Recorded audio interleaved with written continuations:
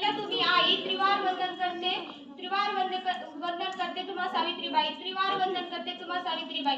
सावित्रीबाई फुले या भारतातील प्रथम शिक्षिका होत्या. त्यांचा जन्म 3 जानेवारी 1831 रोजी सातारा जिल्ह्यातील नायगाव येथे झाला. 3 जानेवारी 1831 रोजी सातारा जिल्ह्यातील नायगाव येथे झाला. समाजातील स्त्री आणि दलित वर्ग शिक्षणापासून दूर ठेवले जात असताना सावित्रीबाई फुले यांनी शिक्षणाचा दिवा पेटवला.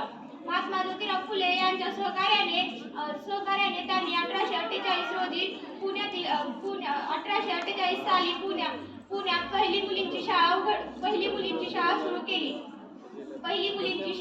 सुरू केली. त्या काळात मुलींना शिकवणे हे मोठे पाप मानले जात असे. सावित्रीबाई शाळेत जात असताना त्यांच्यावर लोकांनी दगड फेकले, पण तरीही त्यांनी हार मानले नाही.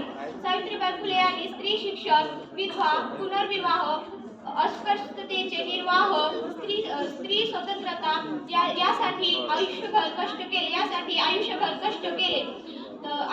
कष्ट केले. ते एक उत्तम कवयित्री होत्या. काव्य फुले हे त्यांचे प्रसिद्ध काव्यसंग्रह होते. ते फक्त शिक्षिकाच नव्हे तर त्या समाज परिवर्तनाच्या जननी होत्या. त्यांनी स्त्रियांना आत्मसन्मानाने जगायला शिकवले. आपण आज शिकतो पुढे जातो त्यामागे सावित्रीबाई फुले यांचे मोठे योगदान आहे.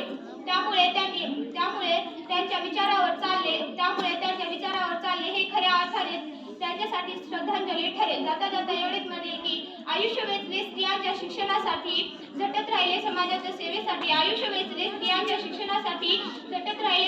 सेवेसाठी, ज्ञानाचा प्रकाश पसरवणाऱ्या तुम्ही ज्ञानाचा दिवा पसरवणाऱ्या तुम्ही ज्ञानज्योती. वंदन करते मनोभावी तुम्हाला कोटी कोटी. वंदन करते मनोभावी तुम्हाला कोटी कोटी.